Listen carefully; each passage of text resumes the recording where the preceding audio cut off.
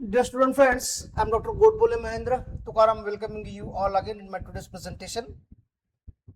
तो जो ये मेरा आज का प्रेजेंटेशन है, ये आज के प्रेजेंटेशन में वैसे मैंने पहले ही कहा था आपको कि जो नेक्स्ट लेक्चर होगा वो हिमालय के जो क्लासिफिकेशन है उसके ऊपर होगा।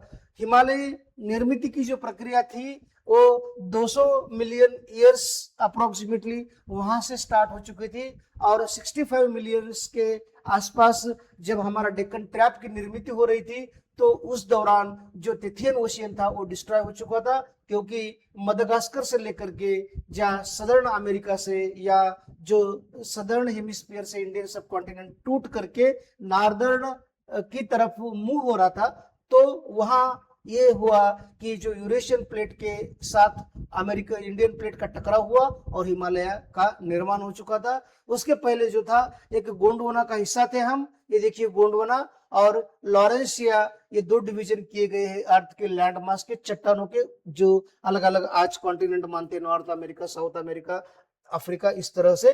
तो ये जो गोंडवाना था ये एग्जिस्ट करता था हंड्रेड्स ऑफ मिलियन ईयर्स पहले, 100 मिलियन ईयर से पहले ही से ये गोंडवाना एग्जिस्ट करता था। तो इट वाज स्टडीड, मतलब it was broken apart from the south America, ये साउथ अमेरिका से ये गोंडवाना ब्रेक हुआ और उसके टुकड़े जो तो सदर्न हेमिस्फीयर से नॉर्दर्न हेमिस्फीयर तक ये जाने लगे। ऐसे एक मोमेंट था। और इंडियन सब कॉन्टिनेंट भी, उसमें जो कंट्रीज आज है या कॉन्टिनेंट है सदर्न हेमिस्फीयर यानी गोंडवाना में कौन सी कंट्रीज थी, जैसे उसमें साउथ अमेरिका भी थी, Africa, Antarctica, Australia, Madagascar and Indian subcontinent, ये सब चीजें ये मतलब दक्षिण की ओर थे।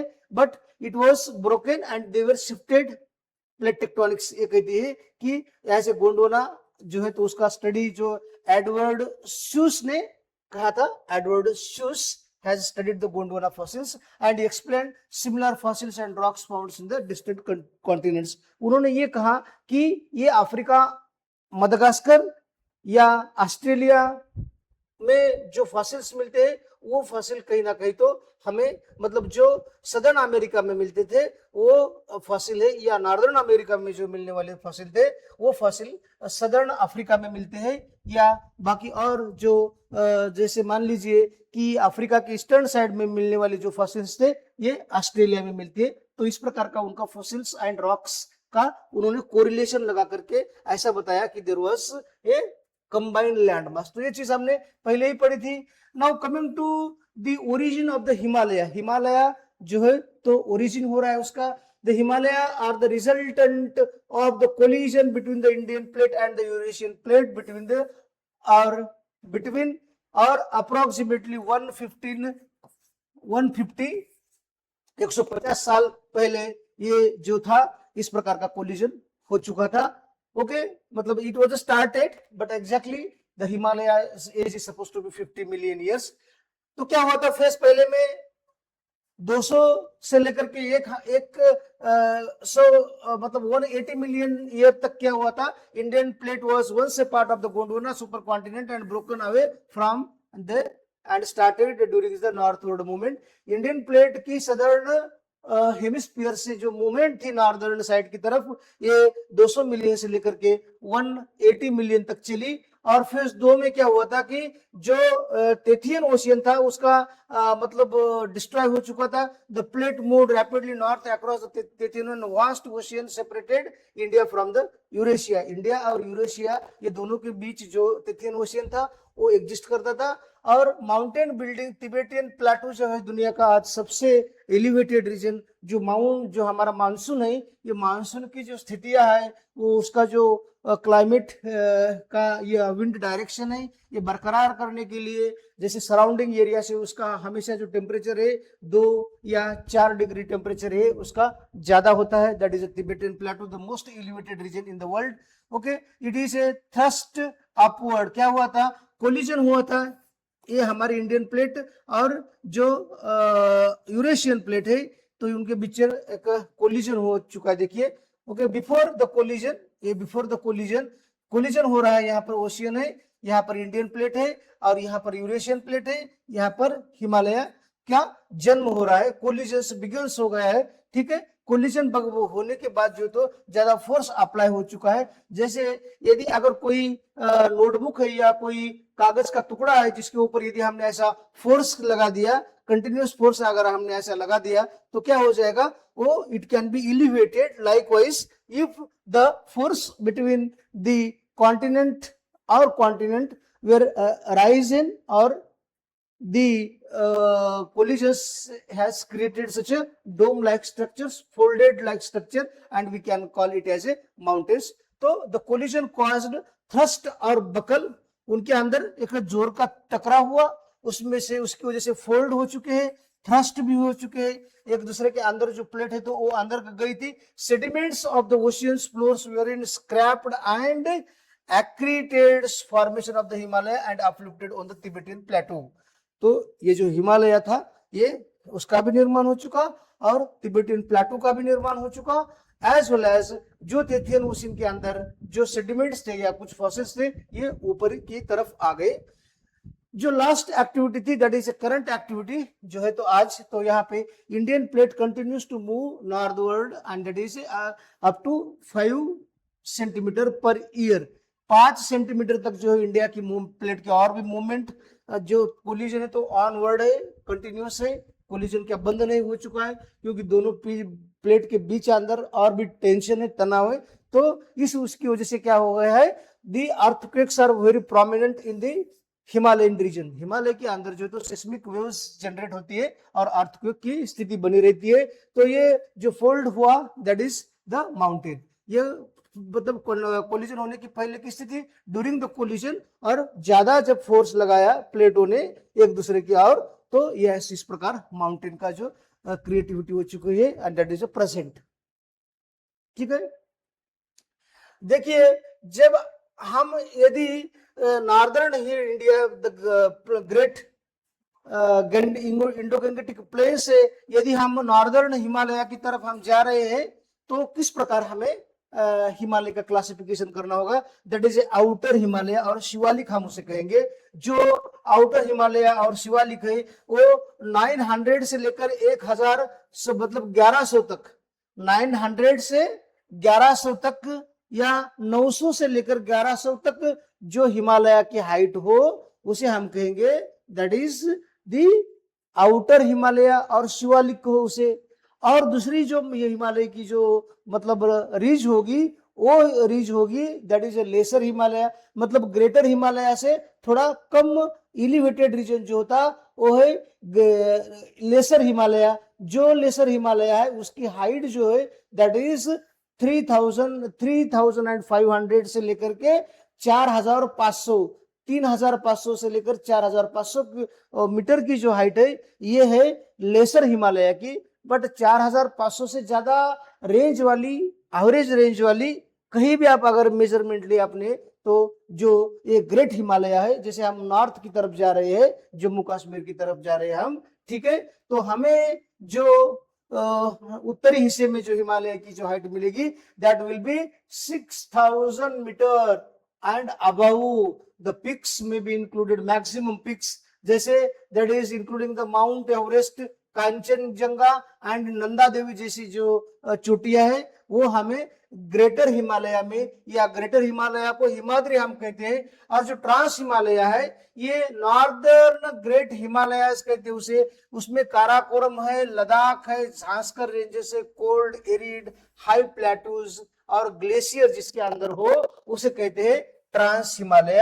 And that Himalaya is the more elevated, the greater Himalaya से भी दूर का जो हिस्सा है उसकी और साइड का जो हिस्सा है that is the trans Himalaya, Zanskar cold arid as well as the high plateaus वहां पर है, मतलब वहां पर ज्यादा पिक्स नहीं बट प्लेटू है।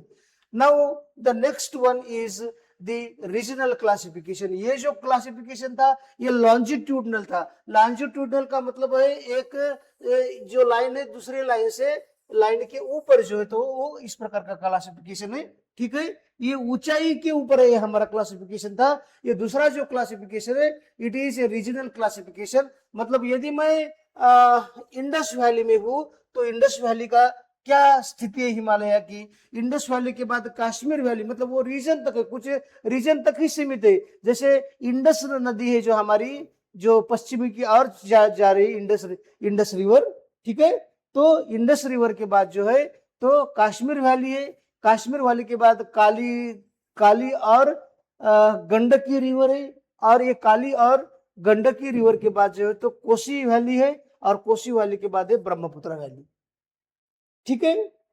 तो इस प्रकार जो है तो हमारे ये हिमालय का रीजनल क्लासिफिकेशन था। तो रीजनल क्लासिफिकेशन के बाद जो है वो दूसरा पॉइंट मैंने मेरे प्रेजेंटेशन में ऐड किया है। तो ये हिमालय के अंदर किस प्रकार के पत्थर होते हैं या कौन से मिनरल्स होते हैं। मिनरल्स के बारे में ये कहा जाता है कि 2000 नेचुरली ऑकरिंग, वो निसर्ग की देन है एक। 2000 इनऑर्गेनिकली फॉर्म्ड, जैसे ऑर्गेनिक मटेरियल होता है, पेड़ पौधों एनिमल्स, उनकी बॉडी को हम ऑर्गेनिक कहते हैं, but minerals are inorganic, they are not organic, they are chemical substances, they are chemically formed, inorganic है, और they are also having a definite chemical composition और इम्प्रेडिक्टेबल एटॉमिक स्ट्रक्चर। उनका खुद का एक केमिकल कंपोजिशन है, बट एटॉमिक स्ट्रक्चर है तो अलग अलग है, तो उसे हम कहते हैं मिनरल्स। जैसे जो सॉफ्ट मिनरल होते हैं, वहां से लेकर के हार्डेस्ट जो मिनरल है दुनिया में, जो जिसे पाउडर बनाया जाता है, जैसे कि पाउंड्स जो होता है वो बनाया जाता है, वो टाल्क कहते हैं उसे। टाल्क टाल्क जो सबसे कम हार्डनेस वाला है मिनरल, टाल्क से लेकर के the last one is supposed to be diamond, जो कि उसकी हार्डनेस 12 है।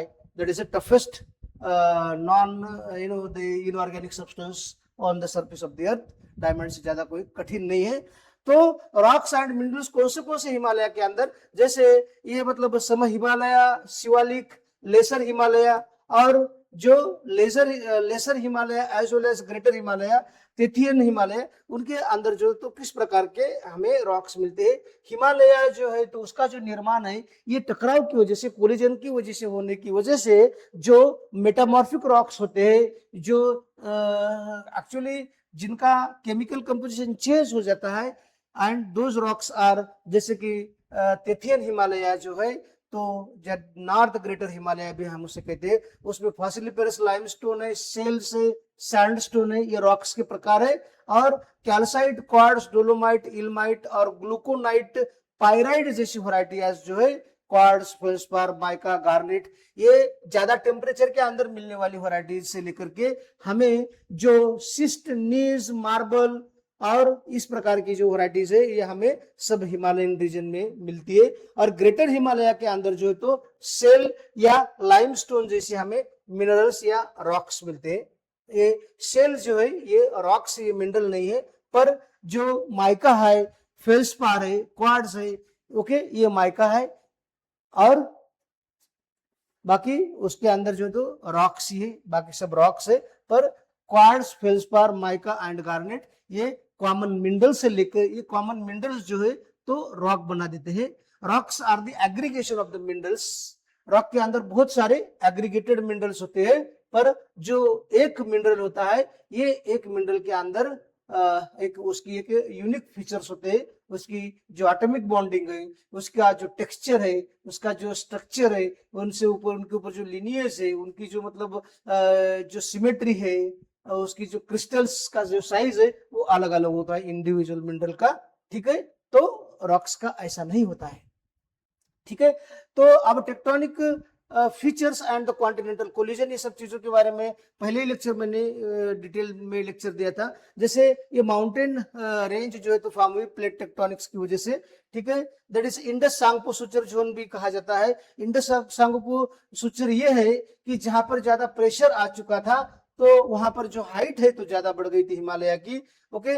This is the violent meeting point Indian and Eurasian plate, जो बहुत ही बड़ा टकराव की जो स्थिति बन गई थी, और वहां एक वायलेंट कोलिजन हुआ था, वो ये पॉइंट था कि जहां पर marked today by the Indus Tsangpo suture zone, यहाँ पर एक ऐसा सुचर जैसा मतलब स्टिचिंग जैसा स्ट्रक्चर वहां पर क्रिएट हो चुका है।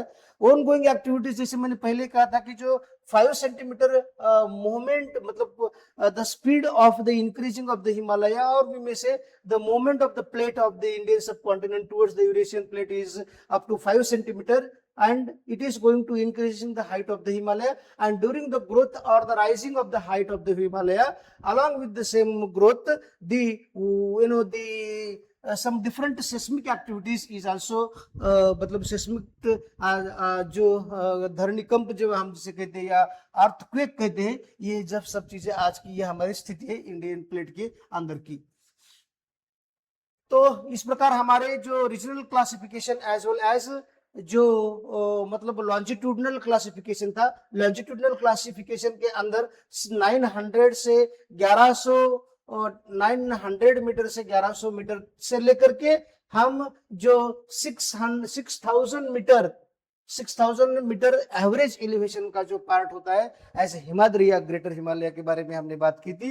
और जैसे पश्चिमी तट से लेकर के हम पूर्व की तरफ जाते हैं, इंडस वैली से लेकर के ब्रह्मपुत्रा जो है तो आसाम वगैरह ओरिजिन में, वहां जो है तो हिमालय का क्लासिफिकेशन कैसा है ये हमने देखा है। और उसमें ये चीज है कि यदि हम मतलब पूर्व की तरफ से पश्चिम की तरफ अगर हम आए तो हिमालय का जो हाइट है वो डिक्रीजिंग होते जाता है।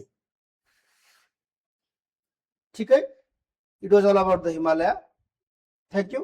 In next lecture we will talk about either the Andes or the Rockies of the US Himalayas, US tectonic activities or American mountain system, Andes or Rockies. Thank you.